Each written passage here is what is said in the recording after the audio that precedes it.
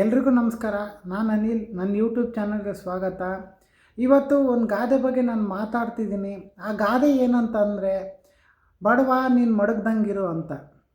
ಮತ್ತು ಅದಾದಮೇಲೆ ಇವತ್ತಿನ ಸಂದರ್ಭಕ್ಕೆ, ಇವತ್ತಿನ ಪರಿಸರಕ್ಕೆ, ಮತ್ತು ಅದಾದಮೇಲೆ ಇವತ್ತಿನ ಈ ಜನ ಹೆಂಗಿದ್ದಾರೆ ಅಂತಂದರೆ, ನಾವು ಹೆಂಗಿರ್ಬೇಕಂತಂದರೆ ಇದೀವೋ ಇಲ್ಲ ಅನ್ನಂಗೆ, ಗೊತ್ತಿದ್ದು ಗೊತ್ತಿಲ್ದಂಗೆ, ಮತ್ತು ಆಮೇಲೆ ನಮ್ಮಲ್ಲಿ ಬುದ್ಧಿಶಕ್ತಿ ಇದ್ದರು, ಮತ್ತು ಆಮೇಲೆ ಬಲ ಇದ್ರೂ, ಮತ್ತು ಆಮೇಲೆ ಹಣ ಇದ್ರೂ ಯಾವುದು ತೋರಿಸ್ಕೊಂಡಲೆ ಏನು ಇಲ್ದಿರೋ ರೀತಿ ಇದ್ದರೆ ನಾವೇನಾದರೂ ಈ ಸಮಾಜದಲ್ಲಿ, ಮತ್ತು ಆಮೇಲೆ ಈ ಪರಿಸರದಲ್ಲಿ, ಈ ಜನಗಳ ಮಧ್ಯೆ ನಾವೇನಾದರೂ ಒಂದು ಸಾಧನೆ ಮಾಡೋದಕ್ಕೆ ಸಾಧ್ಯ ಆಗ್ತದೆ.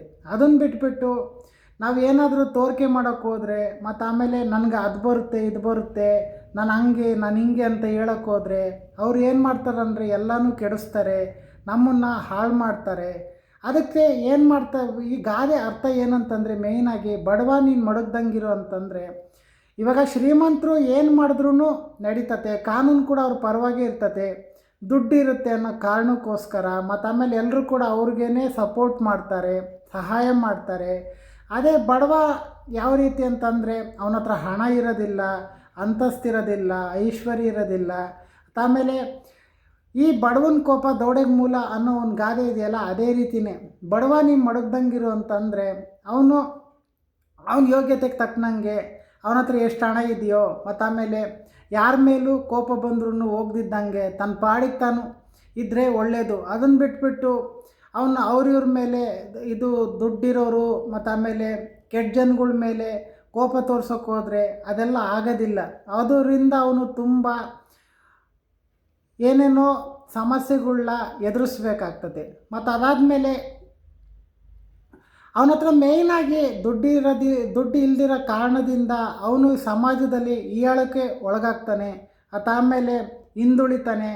ಮತ್ತು ಅದಾದಮೇಲೆ ಅವನು ತುಂಬ ಅನೇಕ ಸಮಸ್ಯೆಗಳಿಂದ, ತುಂಬ ಏನೇನೋ ಸಮಸ್ಯೆಗಳಿಂದ ಅವನಿಗೆ ತುಂಬ ಕಷ್ಟ ಆಗ್ತದೆ. ಮತ್ತು ಅದಾದಮೇಲೆ ಬಡವರು ಯಾವಾಗಲೂ ಹೆಂಗಿರಬೇಕು ಅಂತಂದರೆ ತಮ್ಮ ಪಾಡಿಗೆ ತಾವು ತಮ್ಮ ಕೆಲಸ ಮಾಡಿಕೊಂಡು, ಮತ್ತು ಆಮೇಲೆ ಏನೈತೆ ಅದನ್ನ ತಿನ್ಕೊಂಡು ಆರಾಮಾಗಿರಬೇಕು. ಅದನ್ನು ಬಿಟ್ಬಿಟ್ಟು ನಾವು ಏನೋ ಮಾಡೋಕ್ಕೆ ಹೋಗ್ತೀವಿ, ಮತ್ತು ಆಮೇಲೆ ಶ್ರೀಮಂತರು ನಾವು ಎದುರಾಕೊಂತೀವಿ, ಬಾಳ್ತೀವಿ, ಮತ್ತು ಸಮಾಜದಲ್ಲಿರೋ ಕೆಟ್ಟ ಜನಗಳ್ನ ಎದುರಾಕೊಂತೀವಿ ಅಂದರೆ ಆಗೋದಿಲ್ಲ.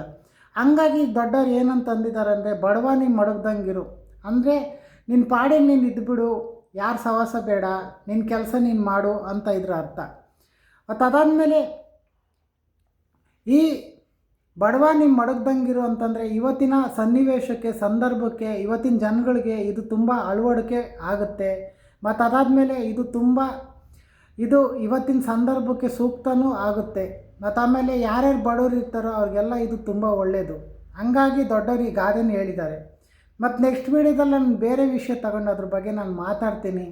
ಮತ್ತು ಆಮೇಲೆ ನನ್ನ ವೀಡಿಯೋದಲ್ಲಿ ಏನಾದರೂ ತಪ್ಪಿದರೆ ಅದನ್ನು ದಯವಿಟ್ಟು ಕಮೆಂಟ್ ಮುಖಾಂತರ ಹೇಳಿ.